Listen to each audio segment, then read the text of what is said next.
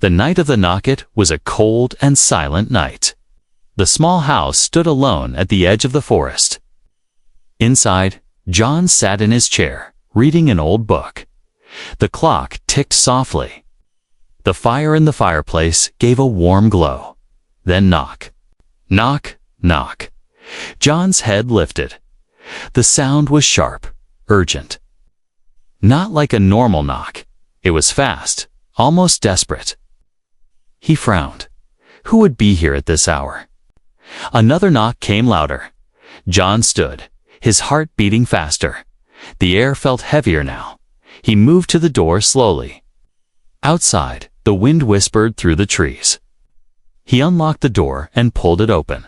A figure stood in the pale moonlight at first.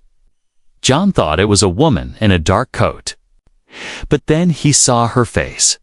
Her skin was a strange pale blue color, almost glowing. Her large eyes shined with fear. She was shaking. In her arms, she held something wrapped in a worn gray cloth. John's breath caught. The bundle moved. A small cry came from inside it. The woman stepped forward, her legs weak. John saw her face more clearly now. It was beautiful, but not human. Her hair was silver, falling over her thin shoulders. She whispered something in a language he didn't know. I don't understand, John said softly. The woman tried again, slower. He still couldn't understand the words, but the way. She looked at him, told him everything she was begging. She unwrapped the cloth just enough for John to see. A tiny baby. Its skin was softer, lighter than hers, and its small chest rose and fell quickly. It was breathing fast, too fast. The woman's lips trembled. Her eyes filled with tears. She pressed the baby into John's arms. What? John started, but the woman shook her head. She looked over her shoulder, into the darkness of the forest. John followed her gaze. The trees stood still, but something about the shadows made him uneasy. It felt like the darkness was watching. She said one more sentence, her voice breaking. He could only understand two words. Please. Save. Then her knees gave way. She collapsed onto the porch, breathing hard. John quickly bent down. Haste. With me. He put a hand on her shoulder. She was ice cold. He glanced at the baby. Its small face was red, its cries weak. A low sound came from the forest. Not a howl, not an animal. Something heavier. John's instincts screamed at him. He lifted the woman's arm over his shoulder, carrying her inside with the baby still in his arms. He shut the door and locked it, his breath quick. The firelight made the room brighter, but the tension didn't fade. He laid the woman on the couch and covered her with a blanket. The baby whimpered softly. John tried to calm it, but it kept breathing fast. What is going on here? He whispered to himself. Through the window, the forest seemed darker than before, and then he saw it. Two faint lights moving between the trees. Like eyes, John's chest tightened. He turned back to the woman. Her eyes were half open now, looking at him. She reached out a hand, touched the baby's head, then pointed toward the door, toward the danger outside. She shook her head quickly, as if to say, "Don't let them in." The lights in the forest stopped. For a moment, everything was quiet. Even the wind seemed to hold its breath. Then, a sound like metal scraping against metal echoed faintly through the night. John stepped closer to the window. The lights moved again, closer this time. His grip on the baby tightened. He didn't know who they were. He didn't know why they were here. But something deep in his gut told him, if they found the woman and the child, it would be the end. The woman tried to speak again. Her voice was weaker now. She touched his arm and looked into his eyes with desperation. John didn't understand her words, but he understood her meaning. Protect my child, no matter what. Outside, the lights reached the edge of the yard. John's pulse pounded in his ears. He moved quickly to the fireplace, grabbing the heavy iron poker. It wasn't much, but it was something. He placed the baby in a basket near the couch, close to the mother. Then stood by the door. The knocking came again, slow, heavy, and this time, not with a hand. Something was trying to get in. John's breath came in short bursts. The woman's eyes were wide with fear. He stepped forward, gripping the iron poker tighter. "If you want them," he muttered under his breath, "you'll have to go through me." And then the doorknob began to turn. Asterisk the unwanted responsibility, the doorknob. Rattled once, twice. Then stopped. John stood frozen, iron poker in hand. His eyes flicked toward the couch.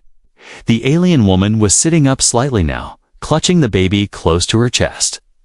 Her breathing was shallow, her gaze locked on the door as if she could see through it. A low hum started outside, faint at first, but growing louder. It wasn't the sound of an engine. It was deeper, like the vibration of heavy machinery buried in the ground. John's skin prickled. He moved to the window and pulled the curtain just enough to look. 3 shapes stood in the yard. Tall, too tall. Their outlines shimmered faintly, as if their bodies weren't solid. 2 glowing eyes burned on each head, unblinking. The lights he'd seen earlier weren't lights. They were alive. One of the figures stepped forward. The hum grew louder. John dropped the curtain quickly. His heartbeat thudded in his ears. He didn't know what they were, but he could feel the danger pressing in. The alien woman made a soft sound, drawing his attention. She was holding out the baby toward him again. "No. No, no," John whispered, shaking his head. "I can't." She spoke in her strange language, her voice urgent but soft, like a prayer. She pointed to herself, then to the door, then to him and the baby. She shook her head at the first, nodded at the second. It clicked. She wanted him to take the baby. And she wanted to face whatever was outside alone. "Not happening," John muttered. "You're not going anywhere." The hum outside suddenly stopped. Silence fell over the house. That silence was worse than the sound. John crouched beside the couch. "Listen," he said, even though she probably couldn't understand whatever's out there. "They're not getting you. Or him, I promise." The baby whimpered softly, a thin cry escaping its lips. John realized how light the child was. Too light. It hadn't eaten enough, maybe in days. Its small hands trembled. He looked at the woman. She was pale, weaker than before. He noticed her clothes now thin, torn in several places, stained with dirt. She must have walked for miles through the forest. "All right," he said, more to himself than to her. "You're staying. Both of you." He grabbed a chair and wedged it under the doorknob. Then he went to the kitchen, moving quickly but quietly. He found a pot and filled it with water, setting it on the stove to boil. From the living room, the woman's voice called. Softly, not in fear this time, but warning. John turned. The figures were closer. They stood just beyond the porch now. No footsteps, no sound of movement. One moment they were in the yard, then they were right there. One of them raised an arm. A thin beam of pale light swept across the window like a scanner. John ducked back into the kitchen. He grabbed the poker again. The baby's cry grew louder, sharper. John's stomach twisted. That sounded was like a signal, a beacon. Outside, the hum started again, louder, stronger. The woman struggled to her feet, still holding the baby. She moved toward John, speaking quickly, her tone sharp with urgency. She pointed toward the back of the house, then at him. "You want me to run?" he asked, almost laughing at the idea. "Yeah, not happening." The floor beneath them gave a faint shiver, as if something heavy had stepped onto the porch. John's jaw tightened. He stepped between the woman and the door. "Get back." The doorknob turned slowly. The chair under it creaked, holding for... Now, John raised the poker. The air around the door seemed to grow colder. A faint blue glow leaked through the thin crack between wood and frame. Then, just as suddenly, the pressure stopped. The hum faded. He waited, his breath shallow. Nothing. Finally, he pulled the curtain aside just a fraction. The yard was empty. The figures were gone, but he knew they weren't far. John turned back to the woman. She was still standing, swaying slightly from exhaustion. "All right," he said, voice low but firm. "You're safe for now. But we need to figure out what's going on." He gestured for her to sit back on the couch. She obeyed, her eyes never leaving the door. John went to the stove, poured some of the hot water into a cup, and cooled it with cold water from the sink. He took a clean rag and dipped it, bringing it to the woman. She pressed it to her lips gratefully. Then John noticed something else. A small, faint mark on the baby's forehead, almost like a tattoo, but glowing very faintly under the firelight. He pointed at it. "What is that?" The woman looked down, touched the mark gently, then looked back at him. She said one word. He didn't know what it meant, but her eyes told him it was important and dangerous. John sat back, the weight of it all pressing on him. This wasn't just about a lost mother and child. This was something bigger, something that had followed them to his home and wasn't going to stop. Outside, somewhere deep in the forest, the hum started again, and this time, it didn't stop. The hunter's signal, the hum outside, grew louder. It was no longer a distant vibration. It was inside his chest, deep in his bones. Like the beat of an invisible drum. John stood still in the middle of the room, poker in one hand, his other hand resting lightly on the back of the couch. The alien woman clutched her baby tight, her wide eyes fixed on the door as though it might burst open at any second. He moved toward the window, lifted the curtain a fraction. They were back. 3 of them, standing in a perfect line at the edge of the yard. The pale blue glow around their tall bodies pulsed with the same rhythm as the hum. It wasn't light from any torch or lamp, it came from inside them. Their faces, if you could call them faces, were smooth and pale like carved stone, with no mouth or nose. Just those burning eyes. One stepped forward. A faint metallic click sounded, followed by a sudden high-pitched whistle that made John's teeth ache. The woman gasped and covered the baby's ears. The baby whimpered, and as it cried, the faint mark on its forehead began to glow brighter. John froze.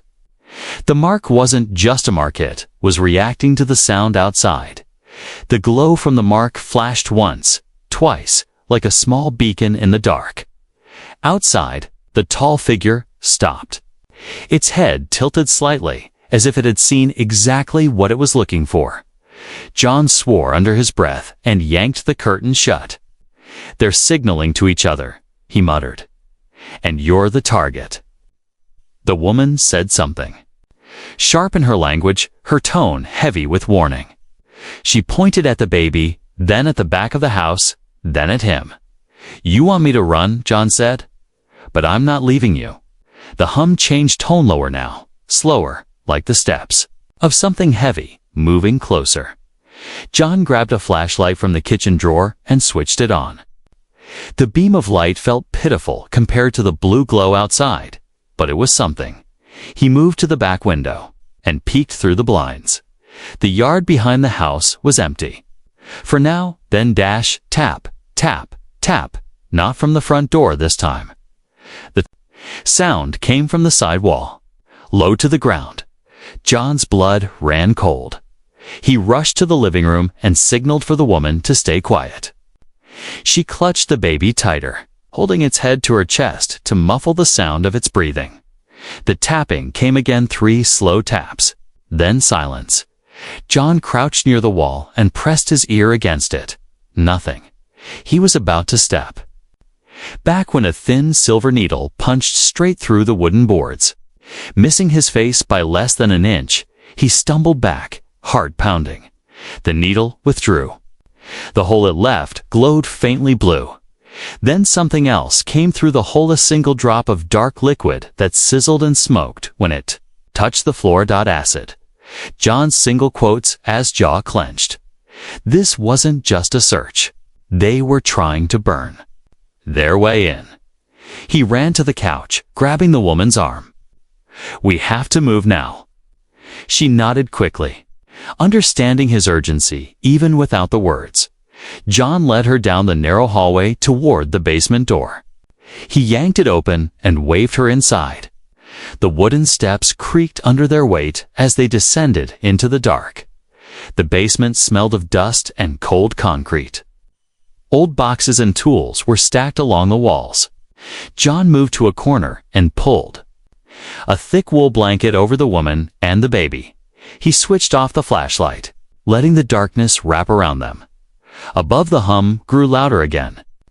This time, it was joined by a slow, dragging sound across the roof, like claws scraping metal. The woman trembled but stayed silent. The baby whimpered softly, and she pressed her lips gently to its head, trying to calm it. John listened, every muscle tense. He could hear faint footsteps above, moving from one side of the house to the other. Then, for the first time, he heard them speak. It was a deep, mechanical voice, broken and distorted, like it came from inside a machine. He couldn't understand the words, but the tone was cold, methodical, like a hunter marking its prey. The woman stiffened beside him, her breathing quick and shallow. She whispered one word in her language. It's almost too quiet to hear. John didn't know what it meant, but the way her voice cracked. It wasn't a name. It was a warning. A sudden bang shook the ceiling above them. John realized they weren't just walking around, they were mapping the inside of the house. The sound changed as they moved. Hollow here, solid there. They were learning where everything was, and eventually they'd find the basement door. John's mind raced. He had no plan. He didn't know how to fight something like this. But he knew one thing: if they found the woman and her baby, it was over. The humming stopped, silence again. He almost preferred the noise.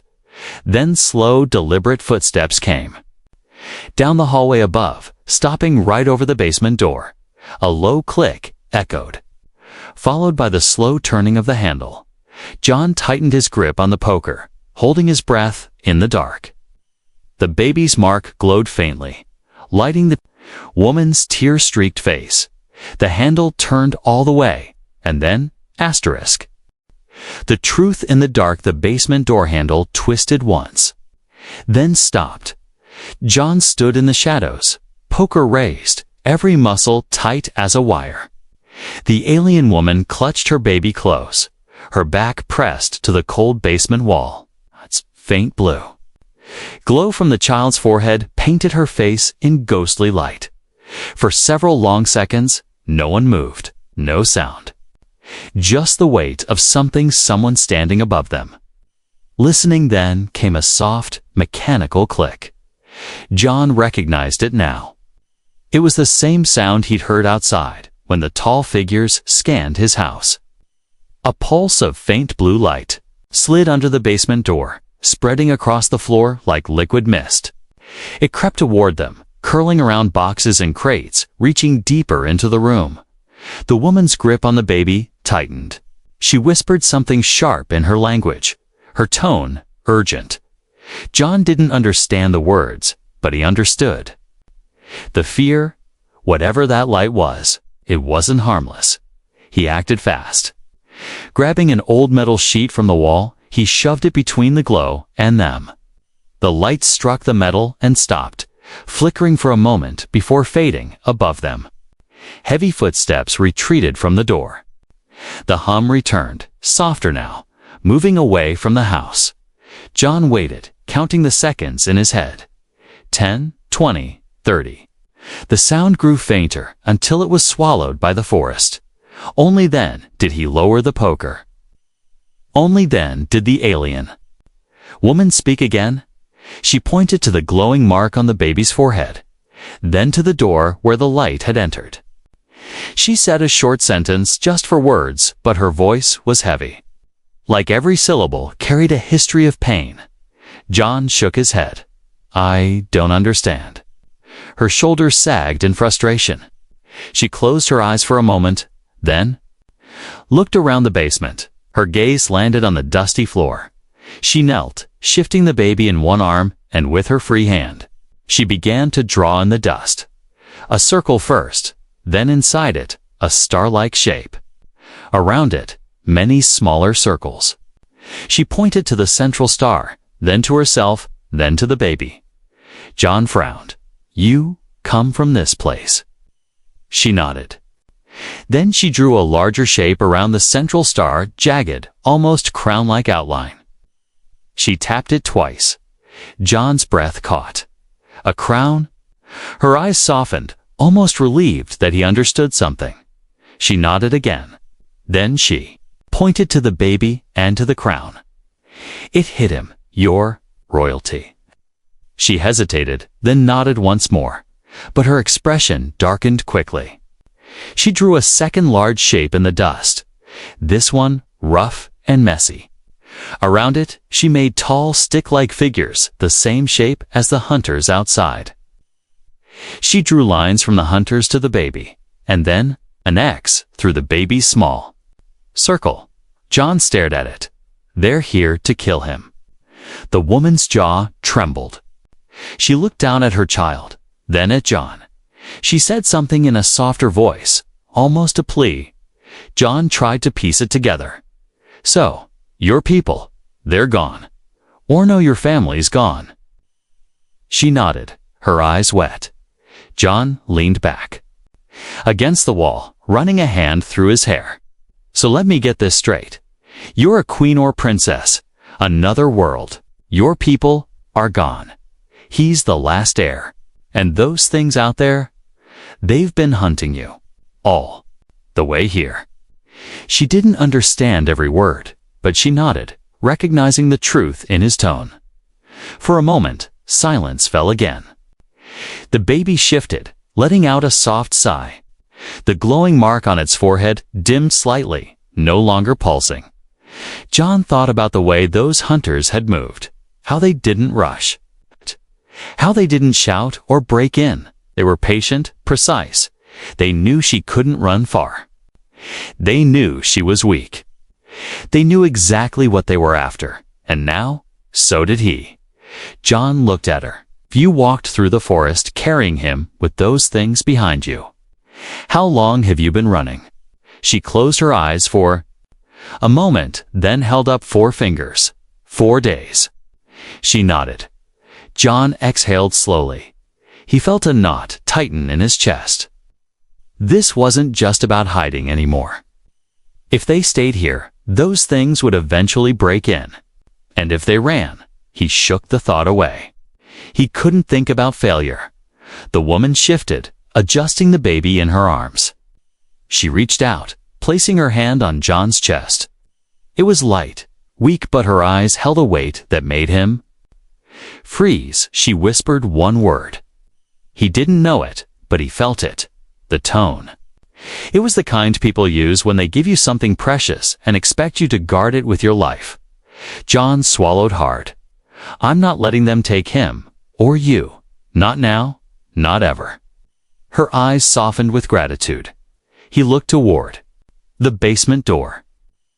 But if we're going to make it through the night, we need a plan. Upstairs, something creaked.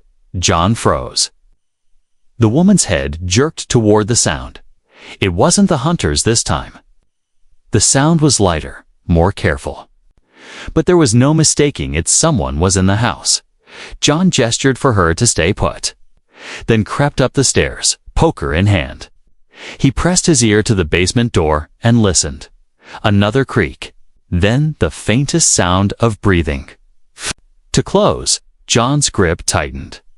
Whoever it was, They weren't moving fast. They were searching, listening, and then a voice. Not mechanical like the hunters, not alien. A human voice. "John, are you in there?" The choice of the voice at the top of the basement stairs was human. But in that moment, John wasn't sure if that made things better or worse.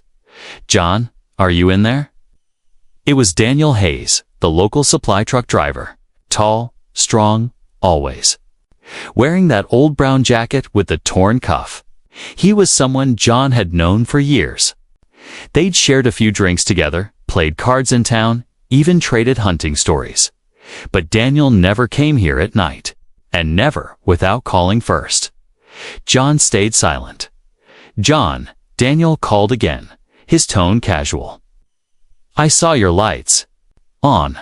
Thought I'd check in. Folks are saying some strange things in town. About lights in the forest, about visitors."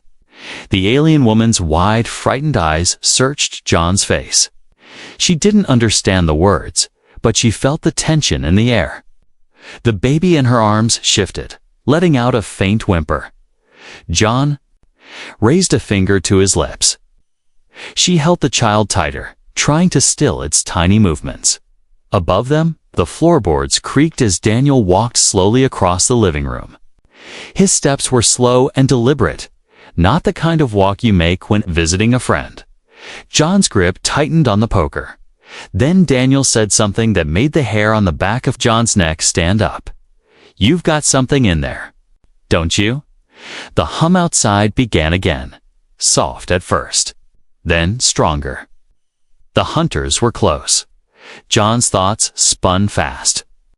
If Daniel knew, then maybe he had seen the woman and the baby. Maybe he'd been sent to find them. He could be working with the hunters. Or maybe, just maybe, he was here to warn John. But there was no time to find out. If Daniel opened the wrong door, the hunters would know exactly where to strike. The woman whispered something. It was the same word she had said before when she touched John's chest. Her tone was soft but urgent. "Protect us." John's jaw tightened. He opened the basement door slowly and stepped into the dim light of the living room. Daniel was standing near the fireplace now, hands in his jacket pockets, his eyes locked on John. "There you are," Daniel said, smiling faintly. "I was starting to think you were ignoring me." John didn't smile back. "You always walk into people's houses without knocking." Daniel shrugged. "Door was unlocked. Besides, you've got company, don't you?" The hum outside shifted pitch as though it sensed the tension inside. "What do you want, Daniel?" John asked. "Just answers," Daniel said calmly. "People have been talking. A woman, not from around here, with a child. And then there were those blue lights last night. I've seen them too, you know." John didn't answer. Daniel took a slow step forward. "You know what those lights mean? Trouble. Big trouble. And if you've got what I think you've got, you're sitting on a death sentence." In the basement, the baby whimpered again. The sound was faint, but in the silence of the house, it was enough. Daniel's head tilted slightly. "There it is," he said softly. "I knew it." John stepped into his path. "You need to leave." Daniel's smile thinned. "Don't make this harder than it has to be. Give them to me, and I'll make sure you walk away from this. Otherwise." "What?" John asked. Daniel's eyes flicked toward the front door. That's when John saw it, the faint blue glow spilling in from outside. The hunters were already here. They stepped into the doorway, tall, silent, eyes burning like cold fire. They didn't speak. They didn't need to. Their gaze slid past John, toward the hallway where the basement door stood slightly ajar. John moved without thinking. He shoved the front door closed, slamming the latch, then turned on Daniel. "Are you with them?" he demanded. Daniel's jaw tightened. "I'm with survival, John. Something you won't have much of if you keep protecting them." "You don't even know what you're talking about," John shot back. Daniel's voice dropped. "I know. Enough. That baby. It's not just a baby. It's got a mark. It's got power.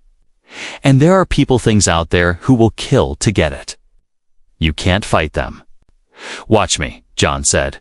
The hunters began pounding on the door. The sound was like a drumbeat, shaking the frame. Blue light leaked through the cracks in jagged lines.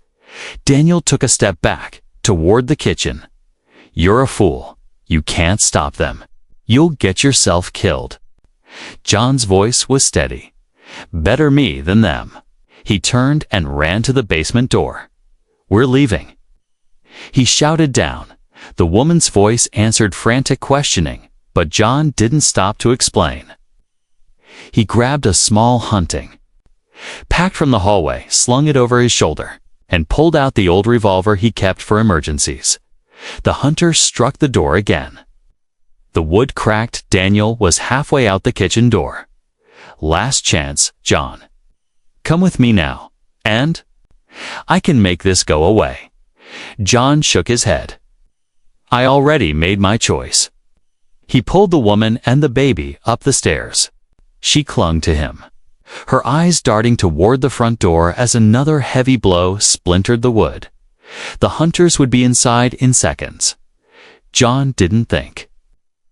He grabbed a heavy coat for the woman, wrapped the baby tighter in its cloth, and headed for the back door. The night air hit them like ice. The forest loomed ahead, dark and deep. The hum was louder now, surrounding them. Behind them, the front door finally gave way. Blue light flooded the living room. John didn't look back. He ran.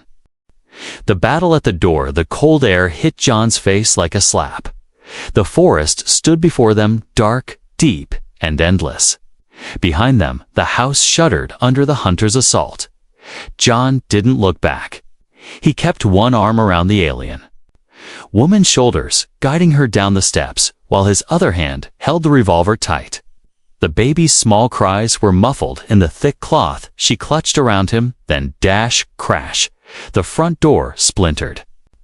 The sound echoed through the night like a tree snapping in a storm. A wave of cold blue light spilled out of the house. "They're inside," John said through clenched teeth. The woman's breathing quickened. She glanced over her shoulder and froze. They weren't just inside.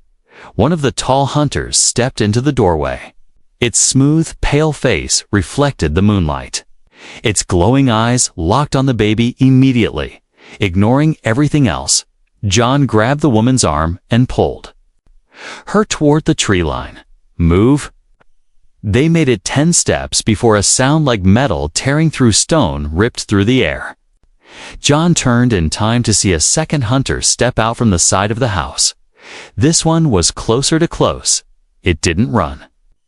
It didn't need to. It raised one long arm, and from its palm, a thin beam of pale light shot forward, striking the ground at John's feet. The dirt hissed and smoked. John didn't wait for a second shot. He fired the revolver. The gun's roar shattered the night. The bullet hit the hunter's chest butt instead of falling. It staggered only slightly, its blue glow flickering for half a second before returning stronger. "Great," John muttered.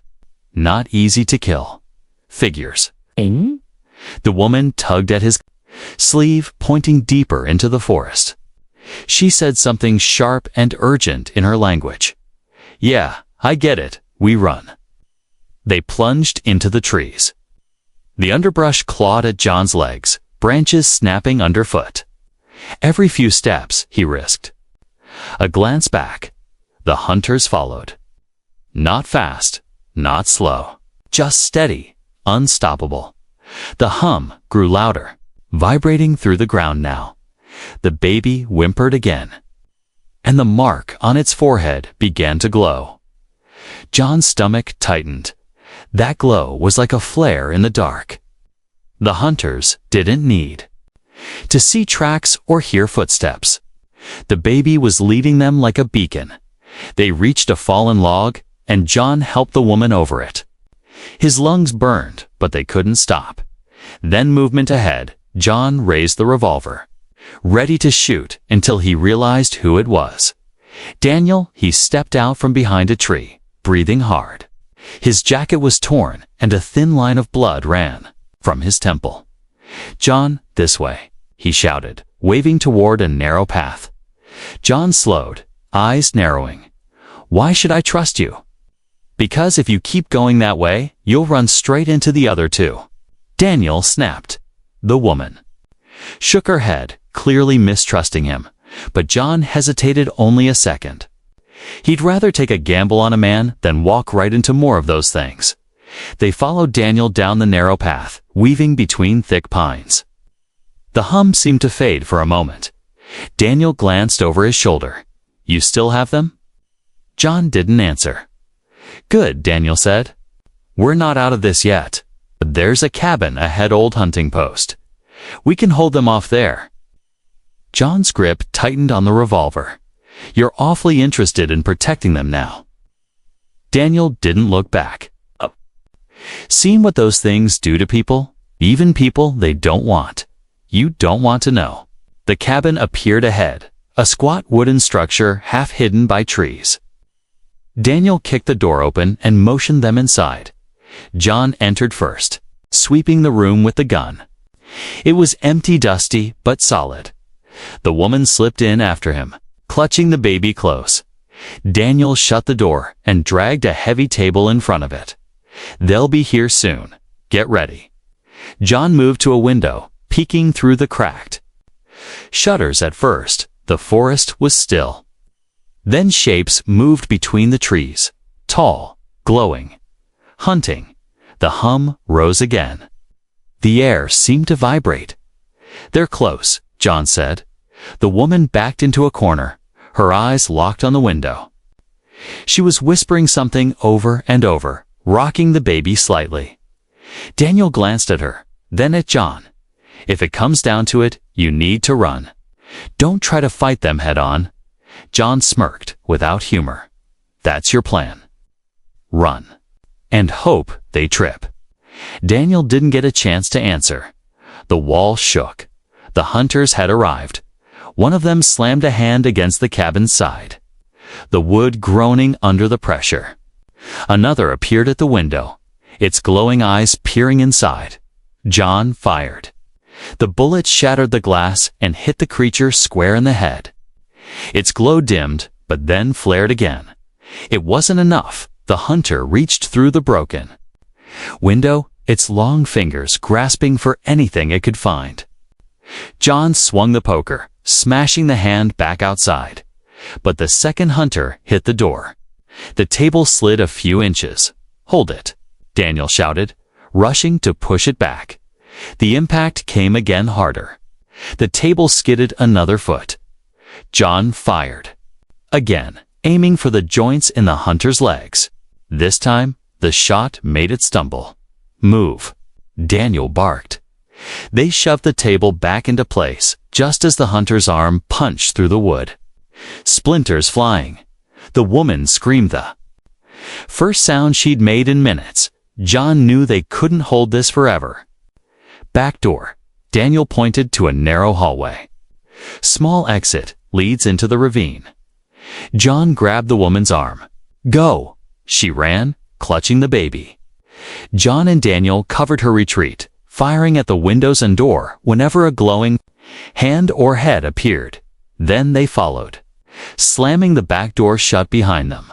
The ravine was steep, the ground wet and slippery.